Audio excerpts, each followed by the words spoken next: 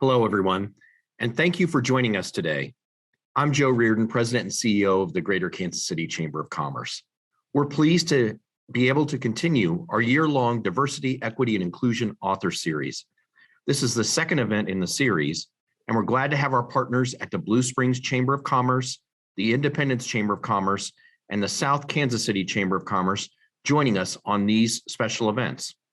Collectively, our chambers recognize the importance of helping our members prioritize inclusivity at every professional level.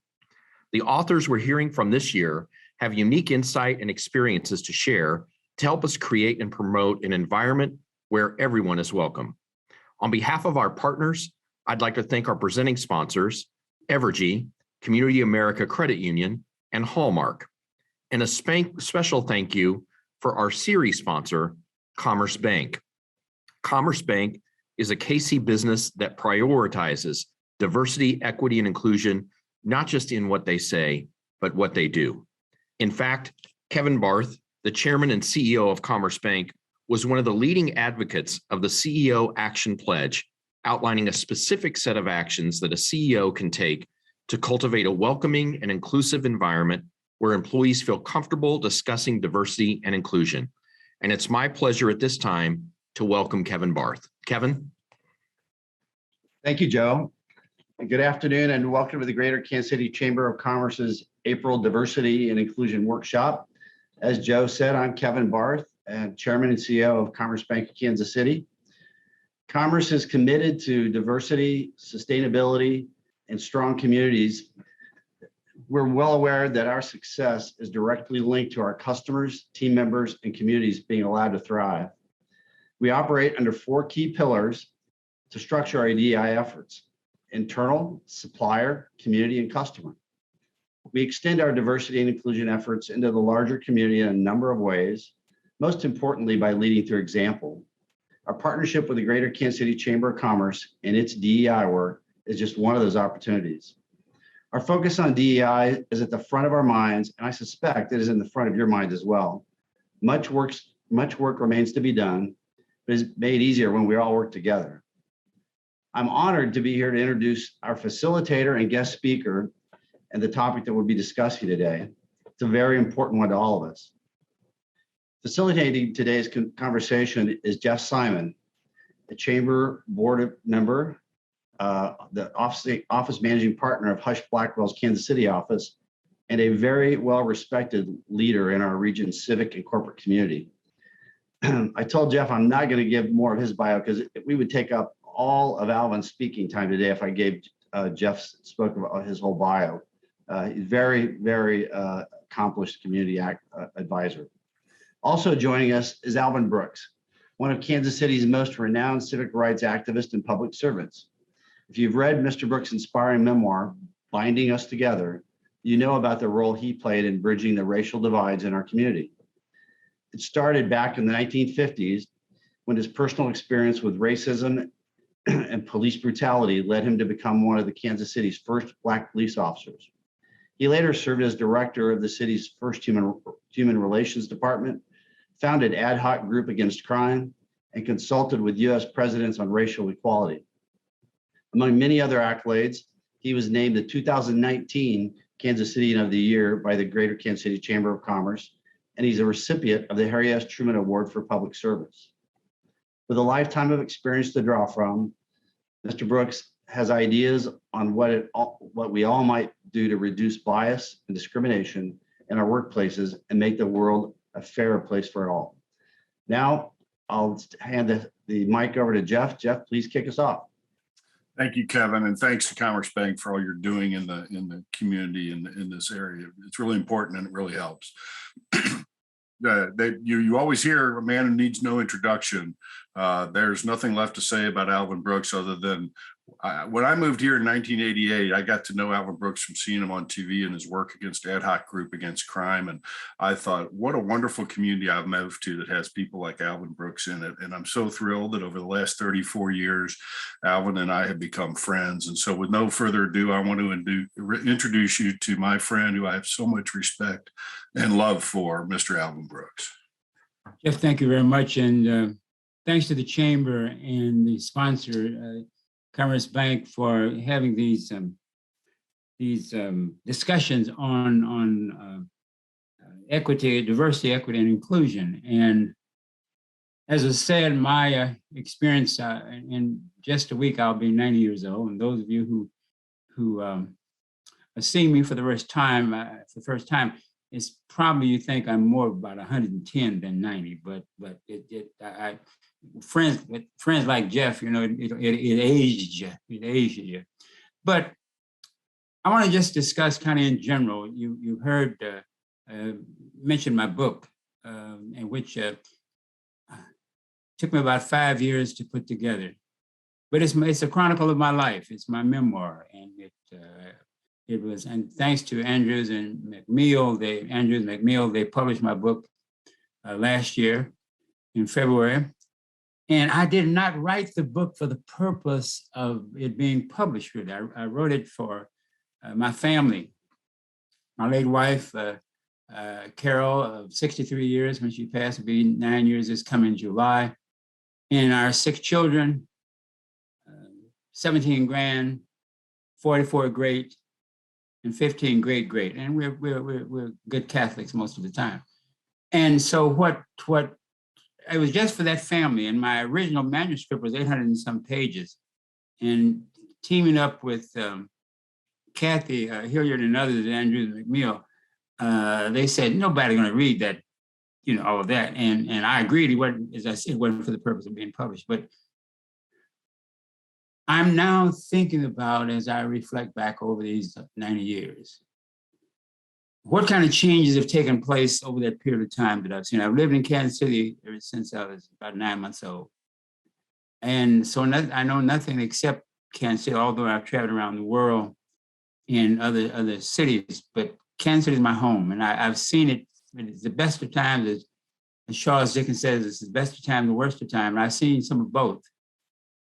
And today I see us in to some degree in those worst of times because of what we're going on, not in terms of war, but in terms of race relations in this nation.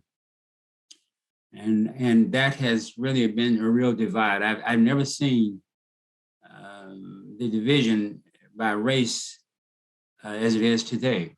And there's some reasons for that. But in my book, I try to chronicle things that happened to me. And as I reflect back over that, the question becomes how much change has taken place.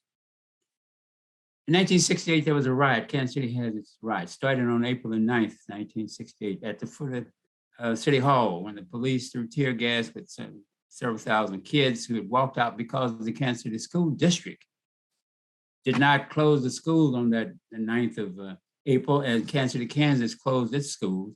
And Bob Wheeler, the late Bob Wheeler, and late Dr. Ellie Campbell, and myself were the 3 Black administrators in Kansas City School District.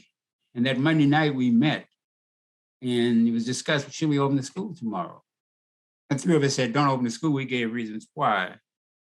But we were overvoted by 7 to 8 older white men, including James Haslett, who was the superintendent and was in Washington, D.C., and he was on the phone. Didn't have a speakerphone, but he was on the phone. So they decided that we don't want to close the school. We'll just build a new school. We'll name it Martin Luther King Jr. out at 42nd and Indiana.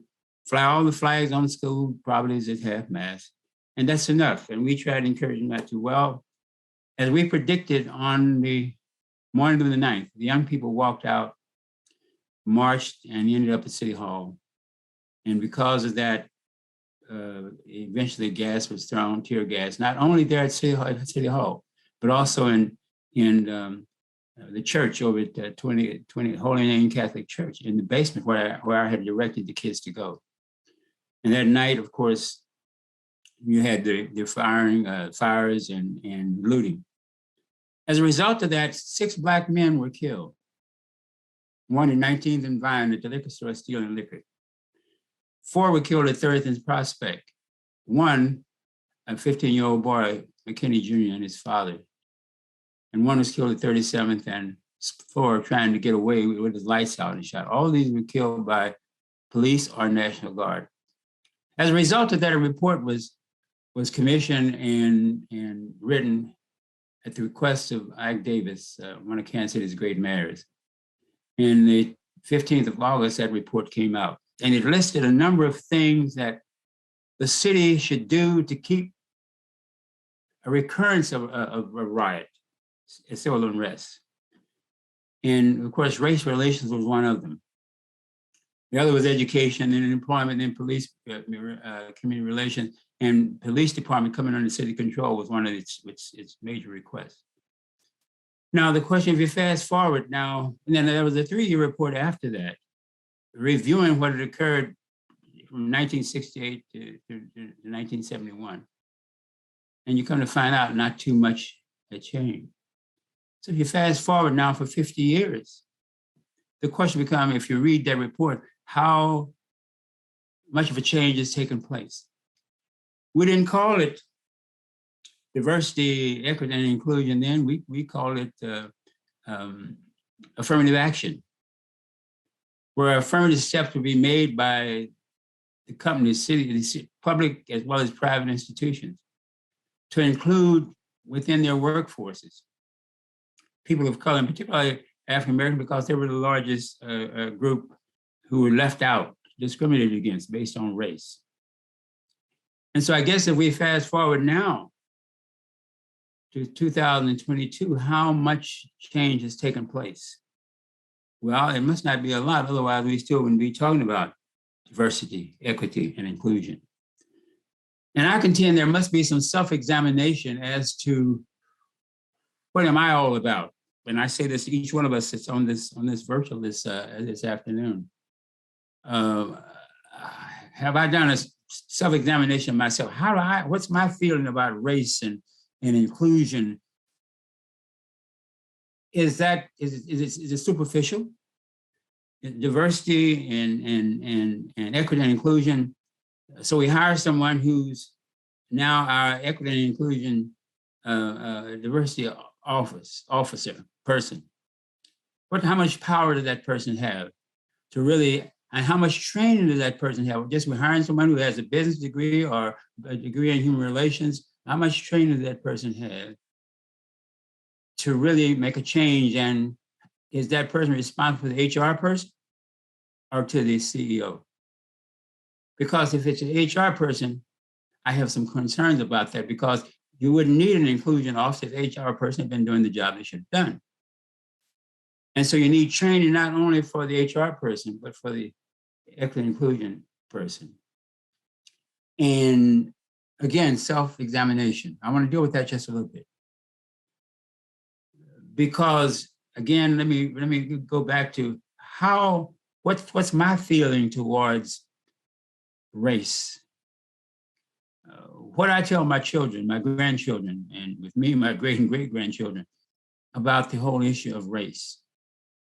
And you can't rewrite history. It is what it is. So you got to tell the story. And I would hope one day, God, I would hope one day, I pray for one day, that white Americans would be able, who have the consciousness about racism and race, equity, inclusion, and all those kind of things, that one day you wouldn't have to have a Black person present to defend them. My mother had told me, my mother passed the year I graduated from high school when I was 17. I graduated in April and she passed in March, and that was the year 1950 that the citizens of Kansas City did not pass the school levy. So we ended school rather in June and in April. And a number of us wondered whether or not we'd be able to go to college since the school district had a short year, but it didn't affect us at all. But my mother said this to me. She said, baby, white folks have no conscience if Black folks aren't present. White folks have no conscience if Black folks aren't present. Well, I want to say to my mama, who's been gone now since 1950, 70 years. If we're not present, can you still defend us? Can you bring up the subject without a Black person being present, without your your equity and inclusion person being present, who I hope will be someone of color who has at least had some experiences based on their race. And in order to do that, you've got to know something about the struggle, something about the culture. Let me give you a living example of someone that does not know about the struggle. One of the Board of Police Commissioners, and I'm sure that she didn't know what she was really saying, but it shows a lack of knowledge of Black culture. She used the term Black African-American twice. Black African-American officers. Black African-American officers. And she used it twice in her conversation. And I think she was being sympathetic, but it shows the lack of culture. Black and African, you use one or the other. And this was just a couple of weeks ago. And so I think that even the CEOs, certainly I encourage you to read my book, Binding Us Together, but there are other kind of things that can take place, and also utilizing other resources here in the community, from the Urban League, the NAACP, SCLC, Moore Square. Those folks at least have some knowledge of what I'm trying to say. And I think one thing we must remember also, and I pose this question: is there the possibility that this nation, the good old US of A, the land of the free, home of the brave, who has the lady in the harbor giving you you're tired, you're poor, you're hurt, master, yearning to breathe free, promising those that come in the golden door? Is that a possibility, in spite of the Declaration of Independence, the Constitution, the first 10 articles of the Declaration, of Emancipation Proclamation, the 13th Amendment, freeing the slave, 14th citizenship, 15th, the right to vote, and we're still trying to pass a John Lewis Right to Vote Act now in 2022, and I doubt whether we be passed. Is there a possibility that this nation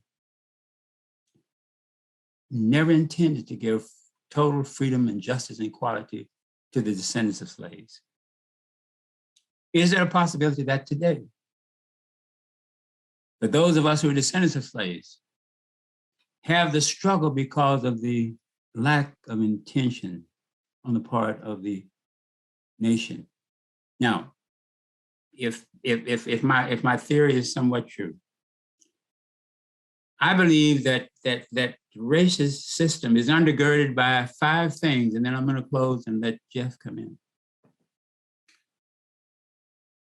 There are 5 institutions, I call them, under that system. They're institutions: economic, political, and social. I was talking to a brother and a friend of mine, Father Tom Curran, who read my manuscript and also made remarks on my book. And also we become brothers and friends in 16 years that he's been here. He said, Al, you've got to add religion. So now there are 4 institutions, I call them: economic, political, social, and religious. Then my friend at the Kansas City Star, the editorial writer, Murray Williams, she read my book and an essay that I wrote. She said, Al, you got to add the press. So now there are 5 institutions that undergird that system that causes us on this day, the 26th day of April 2022, to be talking about the subject: economic, political, social, religious, and the press. And those of us who are descendants of slaves don't have control of any of that, except our own religious in one corner of the whole thing called faith. So maybe I've set the stage for some further discussion and some questions that my good friend and brother Jeff will ask, and some of you who were able to send some questions will have. But now, if my theory again is true, how do we dismantle that? We dismantle that by each one of us, all 330 million, I know that's broad, taking on the issue that there is the possibility that this system is ours, was never intended to give full equality and justice and freedom to the descendants of slaves. Now, it's up to us in our self-examination. If my theory is possible, us to take that into account, whatever we do. Thank you so much, Jeff. I hope I haven't taken much of your time and our listeners' time. I wasn't timing myself, but I got a roll going there, and I until I got at the end of it, I don't want to stop. So thank you. Mr. Brooks, Alan, I know I speak for myself, and I think everybody else who's listening to you. We could listen to you talk all day, sir, really. And your words are so powerful and so true and so from the heart and so from the life you've lived. Thank you. Thank you for your time today. Thank you for almost 90 years of being who you are, and being such an important part of this community and everything you've given to this community. I want to talk, by the way, first thing I want to mention to our audience is please submit questions. We've got a chat box that you can use to submit questions, and we're already getting some, and the more we can get, the more we can have Mr. Brooks address what is on your mind. I want to talk, Alvin. You have not plugged your book. You're too humble to do that. To do that here today. So let me do it. To those of you who weren't aware, Alvin wrote a book that he mentioned called "Binding Us Together," which is really the summary of his life and everything he's lived for. I really strongly encourage you to get this book and read it for a couple of reasons. One, it's a wonderful read. Jeff, if I might, the question also becomes, what's keeping us from binding us together? What's keeping us? I pose that question, and it has to go. The response is not here on, and certainly if someone wants to respond to that during our Q&A, that's fine. But it starts with me. What's keeping us as a people, as a nation, from binding us together? So anyway, that's a little plug for the book. It's a very provocative question and a real one. And I think part of that, and I'd like your insight on this, is we really live in many, many ways in two separate worlds. I mean, the true dividing line is very real in this town, has been for decades, and is not just where people live, but it is in how they're going to be able to live their life and what opportunities are presented to them. And so one of the things I think, and I'd like your thoughts on this, Alvin, that keeps us from binding one another together is we don't know each other, right? We don't know what the experience is. I don't know what the experience is of growing up Black in Kansas City. And unless I can form relationships with people like you to learn them, I don't even have the beginning of an understanding of how different the opportunities that are available to me are from the opportunities to someone who might have been born 3 or 4 miles east of where I live. It seems to me that bridging that lack of awareness, which goes back to your issue of self-examination, is key in trying to bind us together, is beginning with what are our experiences. Jeff, I think part of this is that we some things we have to admit. We have to admit that what's keeping us from binding us together is a matter of the color of one's skin, race, and the institution that developed that. And it just said, this slavery 1619 is that's a few years back, centuries. But I think that trying to learn that, and Jeff, I love you, my brother, you know that.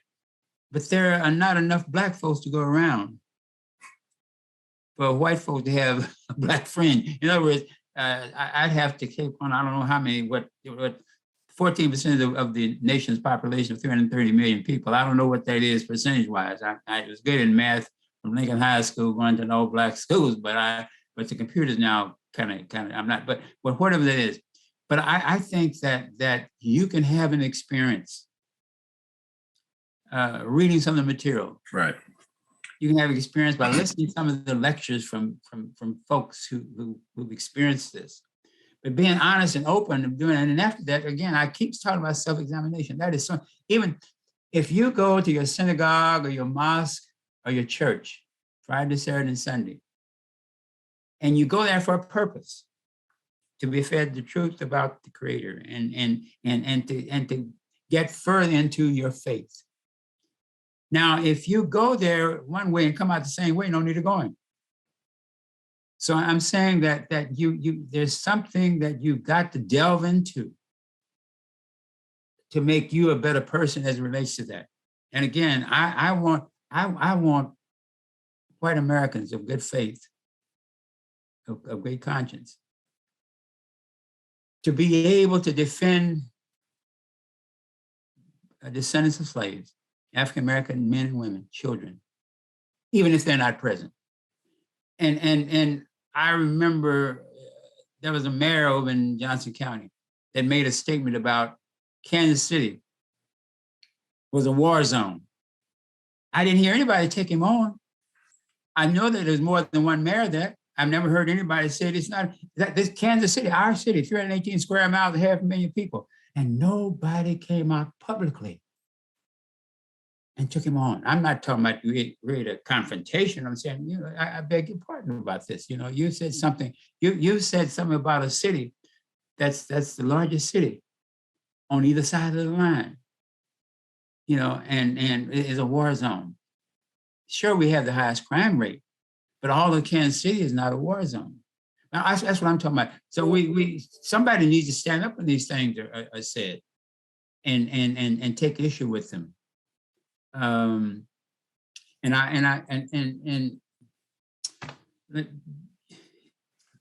it's true. And let me just say that in reading your book, which is about your life, it is a history of our city at the same time. And I will tell our audience, if you enjoyed this chat with Alvin, you'll enjoy his book, because it's like sitting down next to him and hearing him tell the story of his life. And it is quite eye-opening and quite moving and quite funny.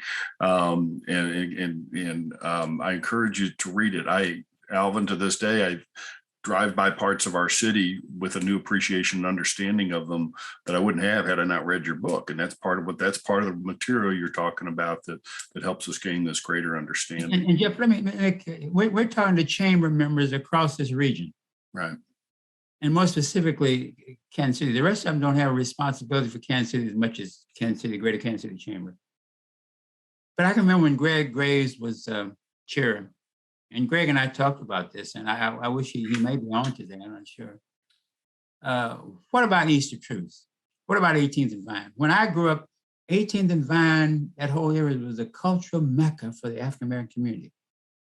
Businesses, hotels, car dealerships, everything that grocery stores and things, not Kroger's or Kroger's, they were there, or A&P or Safeway and Milgram.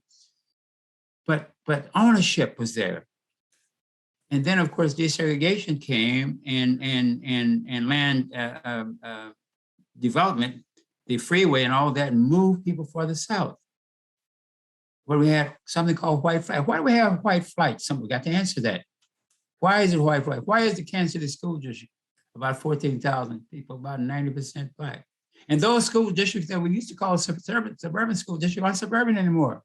Center School District, Raytown School District, Hickman Mill School District. I served on the board for 4 years.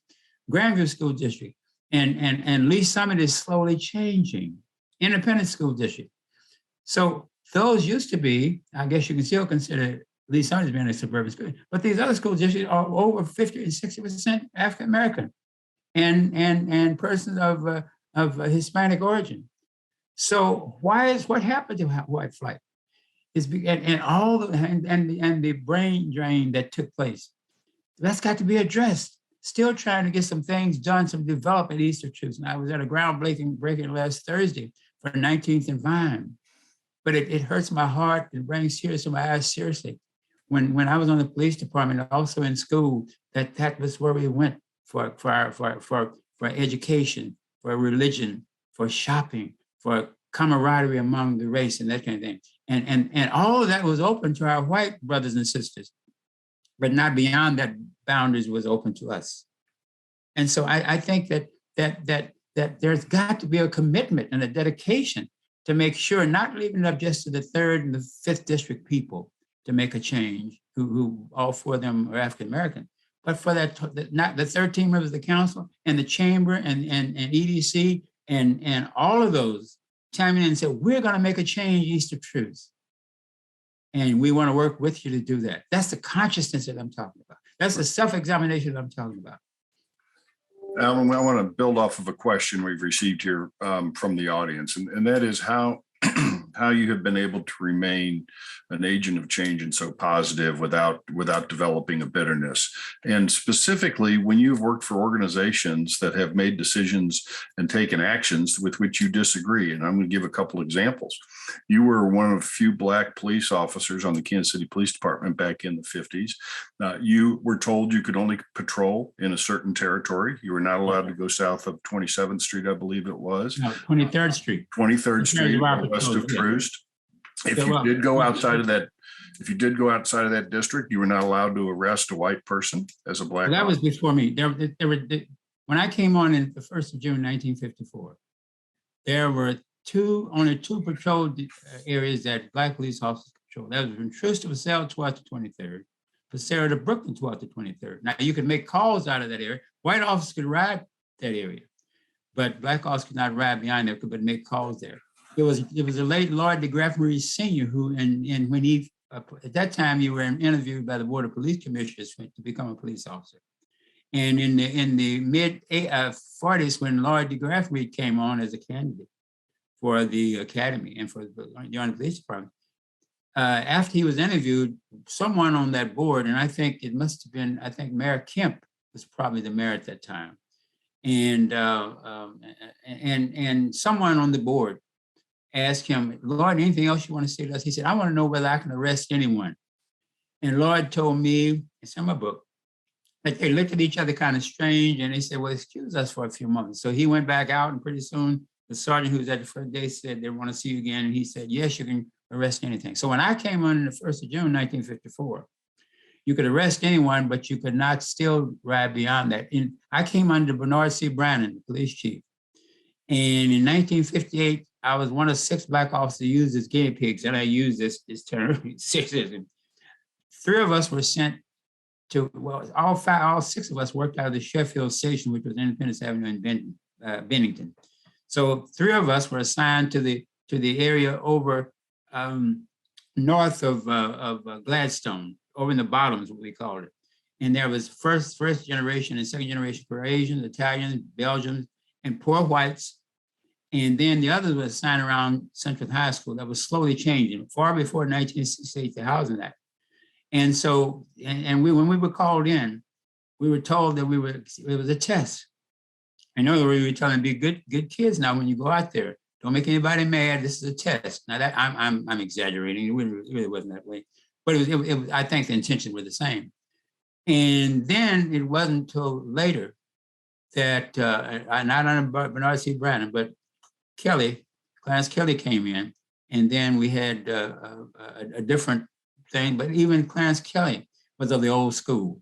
And we became very close, but we had some confrontations. And when I left in 1964, he and I had some real deep discussions about race. When he was the commencement speaker at St. Missouri State University down in Warrensburg, he was a commencement speaker.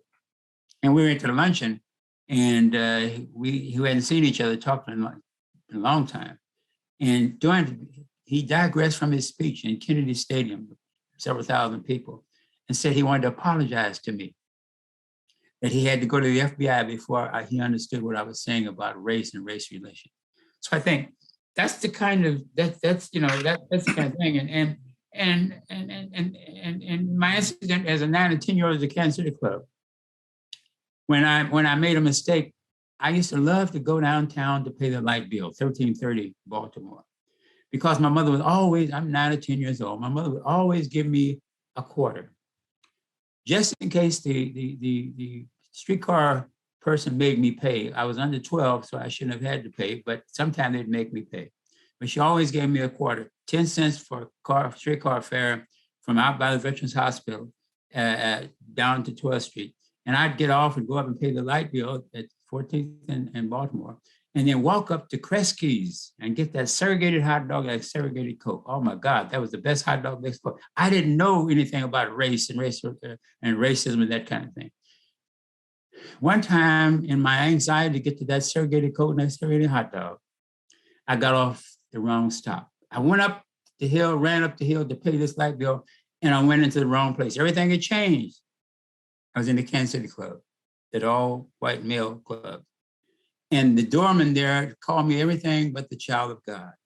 The N-word, little black Sambo, little Burrhead, and they rubbed me and everything. And a lot of men were in the sitting around there. Everybody was, I was fun and flock. It was there. And then they took me outside. And as though going to throw me out like it was a bale of wheat or something.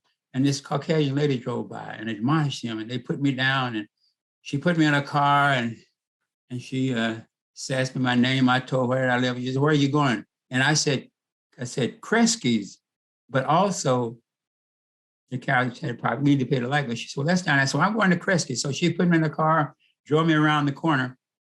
I said, "There it is." She said, "Oh, before you leave," she reached in her purse and got a quarter. Now I got 40 cents worth of segregated hot dog and segregated Coke. And I gorged myself. And I went home without paying the light bill. And my mother, when I went home, she said, "Baby, you paid the light bill?" I said, "Yes, ma'am." That was enough. And about 10 days or so later, we got a cutoff notice. And she said, "Baby, you didn't pay the light bill." I said, "Yes, ma'am, I did." So she said, "Well, go get the receipts." So I go and a bunch of receipts were under the scarf on her dresser in their bedroom. And I reached up there and got this whole thing. You know, I had an IQ of 400, so I knew just what to do. I just took and tore off that part that was supposed to be paid. I said, "Here it is, Mama, here it is." And I'm holding it up like this. "Mama, here it is, here it is." And she looked up because, you know, they perforated paid on there.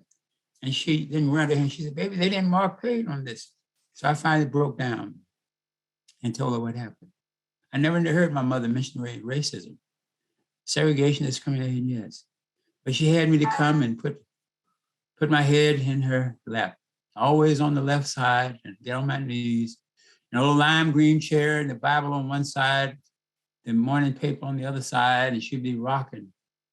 And every time something happened to me as a growing-up child until I was about 10 or 11 years old, and a lot of things happened between me and the police and in the community, she would pat me on the right side of my face as I lay there with my head in her lap. She'd read a couple of verses from the Bible and sing a little bit of "Precious Lord, Take My Hand." And as she was patting me, she would pray this prayer. Jeff, if you heard me say this: "God, help my baby to become the kind of man that you want him to be." And I can hear her now. I hear her all the time praying that prayer. And so when you ask me, why did I join? What after all those things that happened to me at City Hall when I talked about affirmative action? Oh my God, John Taylor and Ike Davis and all. When I made speeches out to business communities, there's always some kind of excuse. But in spite of that, I guess it was my faith and my mother's prayer that caused me to do what I've done and be where I am today. And because I hear her voice every day, every night.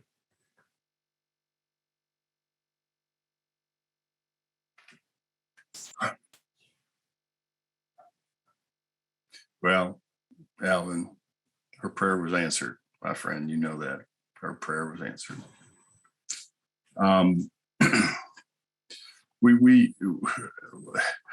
want to say something here. Your friend Jermaine Reed, your very dear friend Jermaine Reed, has reminded us that we are a week from Thursday is your 90th birthday. So Week from today. Week from today. Well, that was my mistake, not Jermaine's. A week from today.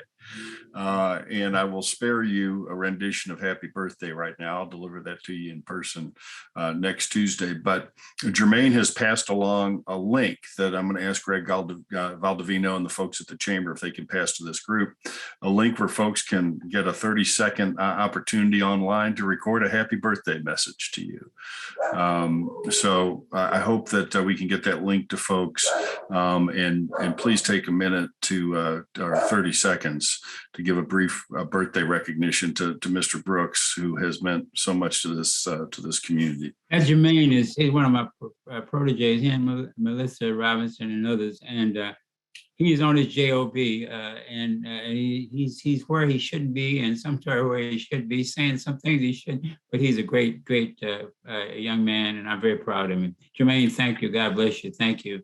So I want to say one more thing about the book, Alvin, which is that if folks out there enjoyed the couple of stories you just told there, they are going to eat this book up. It is full of tales like that of a real human being in this city, and how he grew up and what he's done for our city. So where is it available for purchase, Alvin? We've got some Barnes and Noble, and also Rainy Day, and also at the Black Archives of Mid-America there at 17th and in the Jazz District there at 17th and High. One other little anecdote, and then I want them more, because I think it brings us up to more recent, although it's 1954. When I grew up old enough to realize that Black folks couldn't eat but any place downtown. That was at Kresge's, right off the alley there, and it had 2 or 3 stools there. And I never shall forget that this white fellow said, when my mother and I were in there, and the lady, all they had was mustard and buns and hot dogs and a Coke. And this fellow was at the end of the county, and he said to the white lady who was serving, she said, "I didn't know they serve ends in here." She said, "Yeah, they serve them in here, but they can't eat up there." And my mother took the hot dog out of my hand, the Coke out of my hand. We walked out, and I'm crying and screaming, and she never told me why she had done this. She never told me why she had done it. Now, let me fast forward. I was younger than, when I got old enough, I was able to go down by myself, but I must have been 6 or 7 years old. In the police academy, the 4th floor of the police department at that time. So I always brought my lunch. I never went downtown because the only place I could go was at Kresge's. My 28 colleagues could go any place downtown that their money would allow him to eat, but I didn't. This one particular day, the sergeant, Jim Kennedy, who was over the academy, sometimes he would bring his lunch, and I think he felt kind of sorry for me, let alone he would eat his lunch. And this particular day, he did. And we stayed in there, and after we finished, we had an hour. I walked around police department and various departments, and sometimes I walk over the city hall or over the courthouse. This particular day, I didn't leave the building. So after the class was reconvened, then we had someone who was lecturing to us, and we were seated alphabetically. Austin, and it was someone else. I think I'm the 3rd person alphabetically, moving from right to left.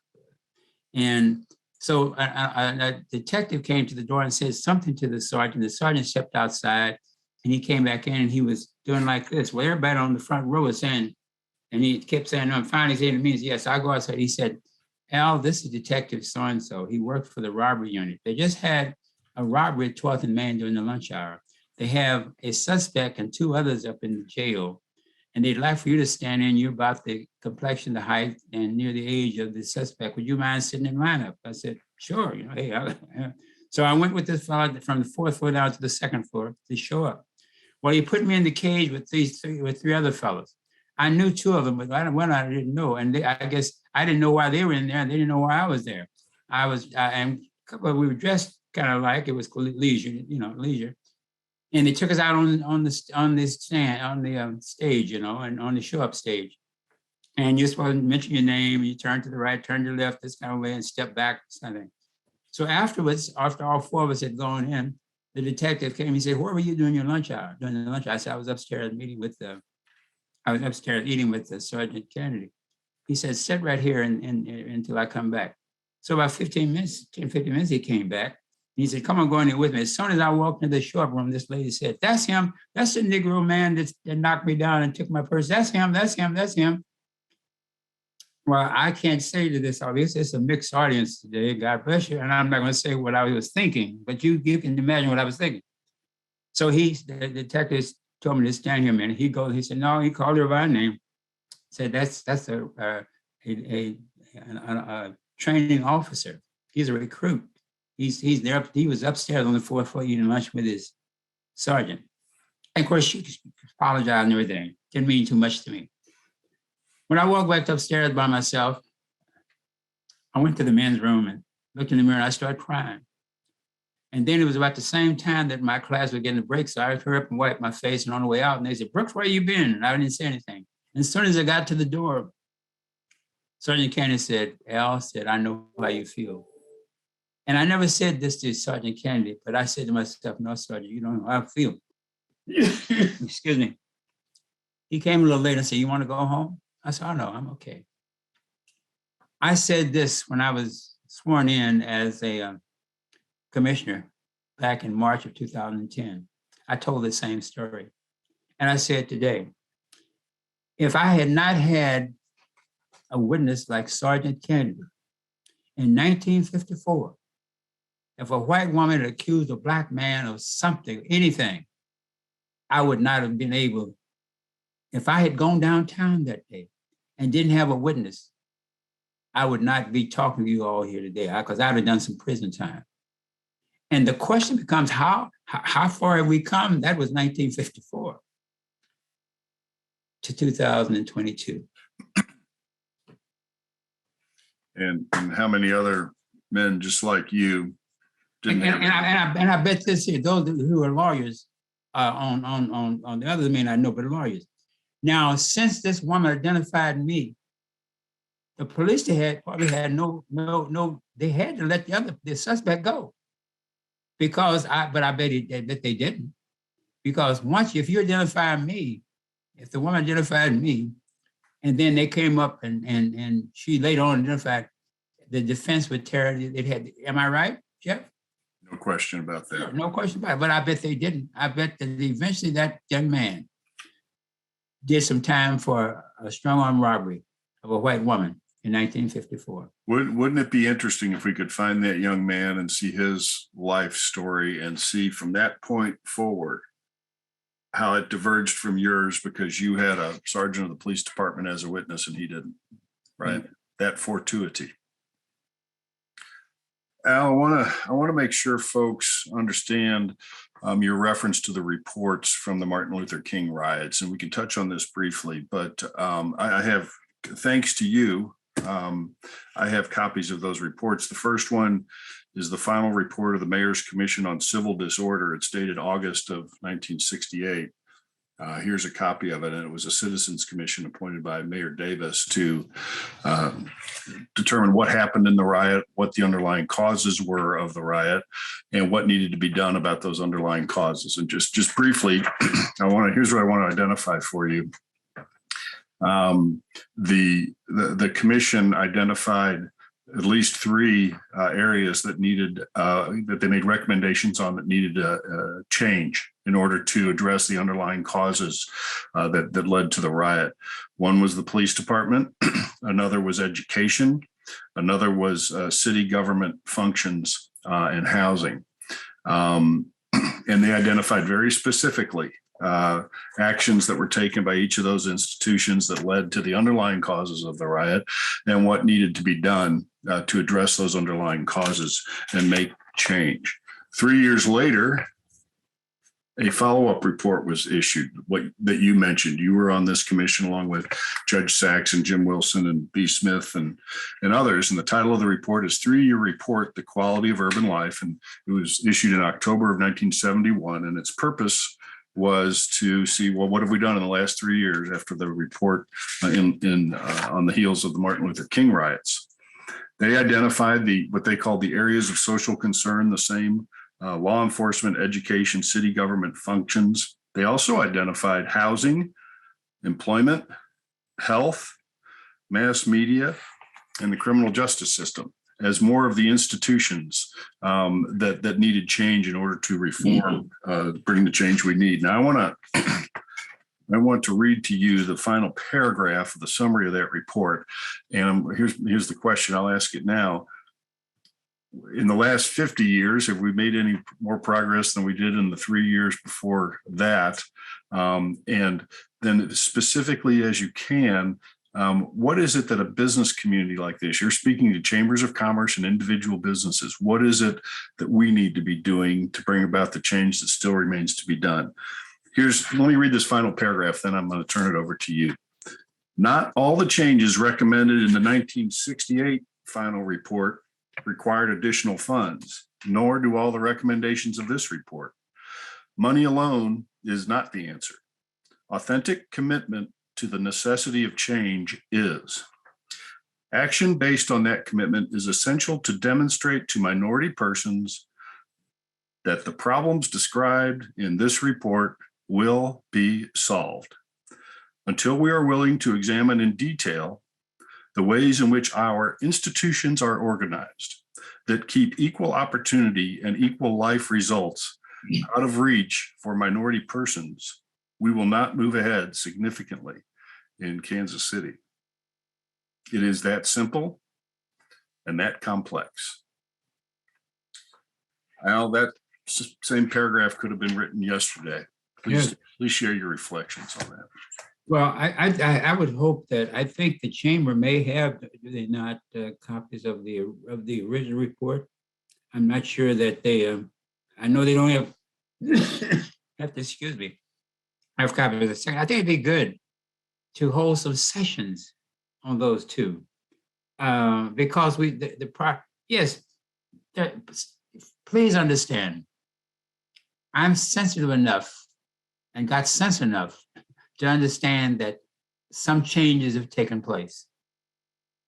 We've had a Black superintendent, several of them. Didn't stay too long, but we had a Black superintendent at Kansas City School. We had a Black police chief, Hero Forte, who's now the sheriff, for the first Black sheriff. We've had judges, Attorney Carl R. Johnson was the first municipal judge. And I remember when Charlie O. Finley came to bring the athletics to Kansas City over 22nd and Brooklyn. And it was said that the mayor was saying that now we're a first class, a major league city. And Reverend Paseo Baptist Church, served in World War I. God, why can't I think of his name? Because I'm near 90 years old. Anyway, he made this statement. When they swore in Carl R. Johnson as the first Black city judge, the place was packed. And he said, it's been said that by Charlie O. Finley bringing the athletics to Kansas City makes us a major league city. No, no, no. It's being sworn, Carl R. Johnson being sworn in as the first Negro judge is what makes Kansas City a major league city. And I think that said something, that really said something in terms of a comparison of what made us a major league city. And that was progress. I guess, again, when you read those two reports, and you have to, and we got to come back to this, we keep reflecting on that. How do you get at this out there in the business community, the chambers that are reflected here, that are reflected here? And I think that I would hope that everybody would get a copy of those two reports, because that not only could apply to Kansas City, but all the surrounding cities that are on this version today. What do your cities look like in terms of diversity and equality? And you can say, well, we don't have the 30% population that Kansas City had, but each of those cities represented here do have descendants of slaves, African Americans within their respective cities, and even you don't steal some of Kansas City's, and recruit, but you have to recruit where the prospects are.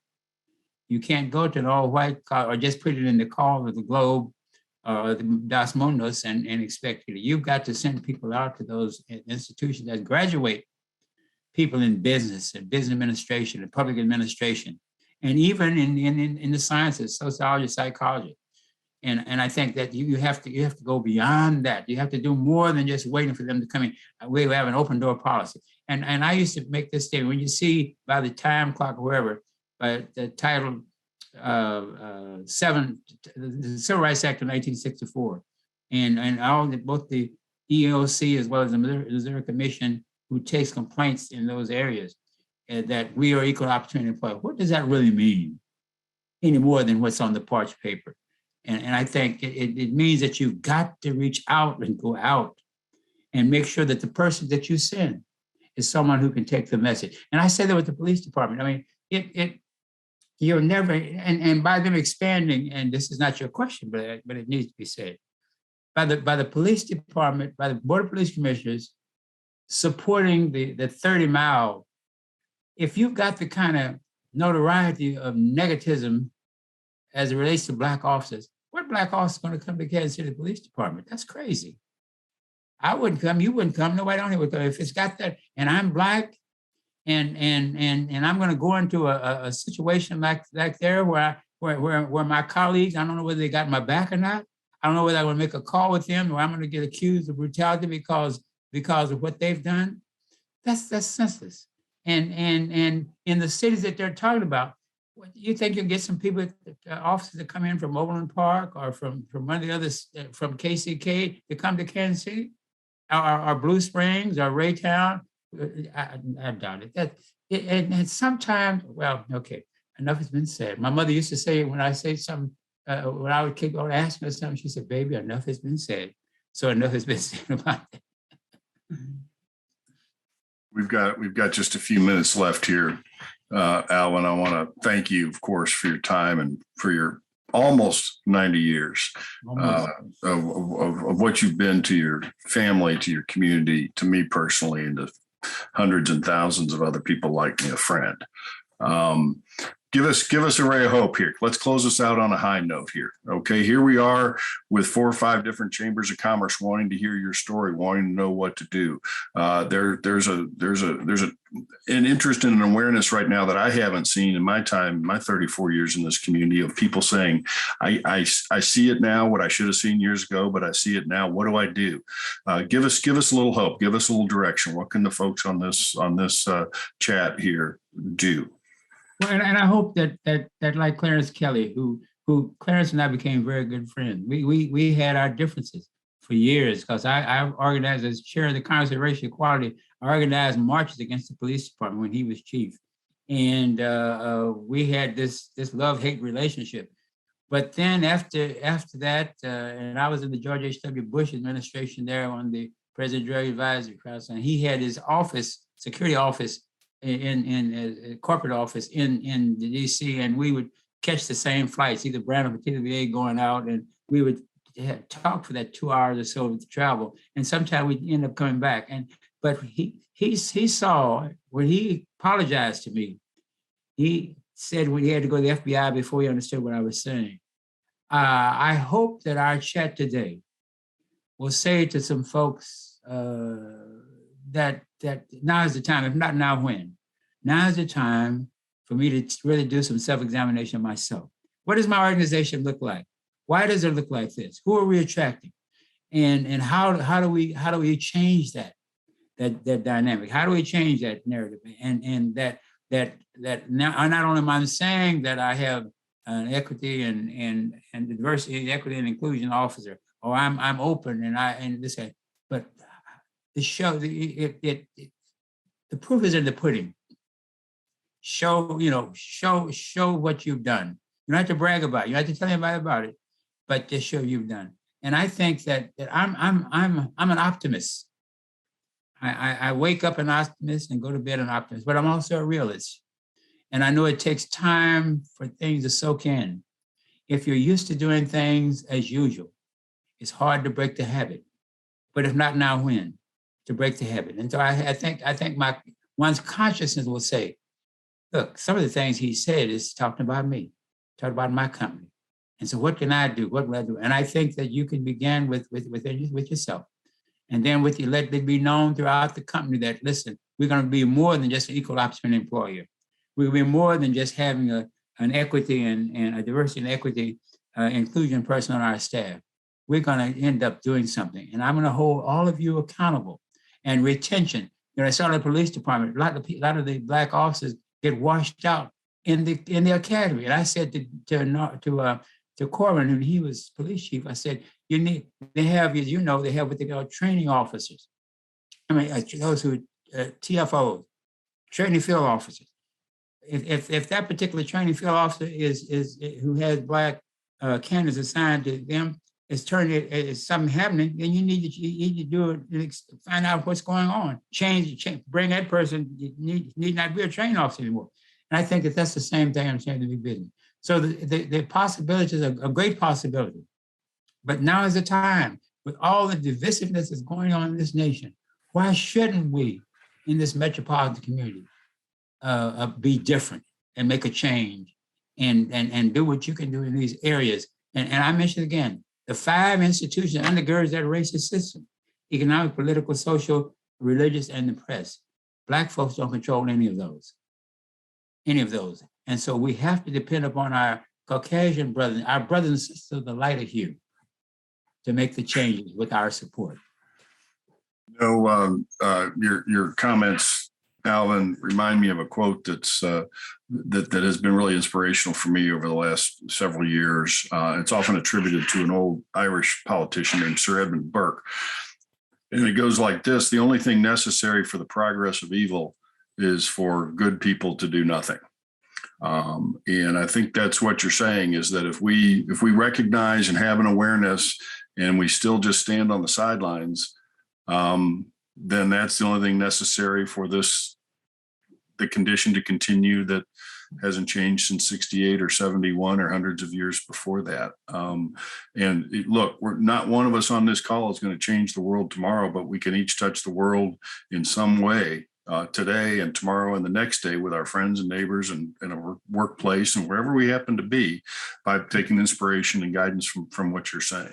It's sort of like the story they tell of this man came out. He was at this hotel that was right on the beach, and there had been a storm, and all these starfish had come out on the beach. You probably heard this.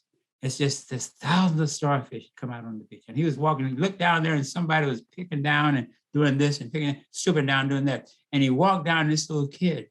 He said, "Son, what are you doing?" He said, "I'm throwing some of these starfish back in the sea." He said, "You can't save them all." And so he picked one. He said, "Well, I saved that one." I think that was it. And let me close with, you've probably heard this, or maybe I hope I can remember it at my age, but if people are listening, don't know whether I accept you, and they won't know whether I said it or not. But it was a poem written by Langston Hughes, African-American poet, in 1964. And it's called Dream Freedom. Langston Hughes says, "There's a dream in the land with his back against the wall. By mother's name and strain, this dream is sometimes called. There are those that claim this dream for theirs alone, a sin for which we know they must atone. Unless this dream is shared in common like sunlight and like air, this dream would die for lack of substance anywhere. This dream knows no frontier or tongue. It knows no class nor race. But the dream cannot be held secure in any one locked place. But today, this dream is in battle with his back against the wall. But to save the dream for one, must be saved for all." Hey, I made it. I remembered it. But that's serious. 1964, Dream of Freedom, Langston Hughes, African-American poet. Well, speaking of resources, this is the collection of Langston Hughes's poetry I have on my shelf. Now, shall I pull up the poem and make sure you got it right? Or are we going to No, don't do that. Don't embarrass me. I'm all these friends. Don't. But that could have been written today. Right. And how do we, to save the dream for one, it must be saved for all. How can that happen? And each one of us here this afternoon are part of that dream, to assure that your dreams that you had based on your culture and your ethnicity and your race can be shared with others who've been denied that same kind of opportunity that you had. That race was not an issue with you. It was a matter of whether you had the education, given opportunity, and that's it. Where others, your brothers and sisters of color, did not have that same opportunity. But now it's time, is it not, to make sure that the opportunity is provided by each one of us, by each one of you. I'm going to turn it over back to the Chamber's Director of Diversity, Equity, Inclusion, Greg Valdivino, here in just a moment. Alvin, we've been getting a bunch of questions on our on our chat line here that I've tried to incorporate into some of my questions. I'm sorry we weren't able to cover them all, but more so even than questions, we've been receiving tributes and expressions of gratitude and admiration for you personally, for you as a person, Alvin Brooks. So I want to read a few of those to close this out, because you've been doing what you've been doing with grace and dignity and honor and patience for 90 years. And I'm sure there's times of darkness and frustration and despair where you think, I've been working this hard for this long, and how much progress have we made? Well, to you, sir, I have two things to say. We wouldn't be where we are without you. And we wouldn't have we wouldn't have the many people who respect and admire you, who want to do something just because of their contact with you. And I want to read to you just a few of these tributes, just a sampling these tributes, so you know that in fact it has all been worth it, right? And that it has been important, and it has been worthwhile, and that we are grateful for you. Here's one. Thanks, Mr. Brooks, for your knowledge, honesty, and facts about KCMO. There must be change in this town. It will never rise to the heights it can be with never solving the issues that affect the residents' perceptions or people and actual change. I am on board to work and develop needed tasks. Another one, may we all act daily to persevere and strengthen your legacy. Another one, thank you for your tireless efforts to teach us to be better, Mr. Brooks. From independence, I've truly enjoyed your presentation and hope to continue to help others be better out here east of Kansas City. They go on and on and on, Alvin Brooks, and you truly are a pebble in a pond. And it was the pebble that you threw in the pond that is sending out concentric rings for years and decades in the past, and years and decades to go forward among people like me and hundreds and thousands of others. So I want to turn it back to Greg now, and I'm just going to conclude by saying thank you. I wish God hadn't broken the mold when he made you, Alvin Brooks, but all of us are going to try to aspire to be something close to that mold as we go forward. Thank you, my friend. Thank you, my brother, my friend. Greg. Thank you, Jeff. While I don't think there's anything I can add or anyone else can add, that was fantastic. Thank you both so much for taking the time to educate us on not only the history of Kansas City, but what's the right thing to do. And Mr. Brooks, you've set an example for everyone here and everyone across the city. Before we break, I want to thank everyone again for participating, Commerce Bank for being our series sponsor, Community America, Credit Union, Evergy, and Hallmark, and all of our DEI sponsors, because these sessions would not be successful without your generous contributions to us. And of course, our chamber partners across the city, thank you very much. Our next event is on June 23rd, and we will start sending information for that later next week or the week after. So on behalf of the Greater Kansas City Chamber of Commerce and our Diversity, Equity, and Inclusion, thanks everyone for joining us, and we hope everyone has a good day, and let's make sure to practice what Mr. Brooks has told us to do and just be generally a good person and fight the good fight. Thank you. Have a good day, everybody.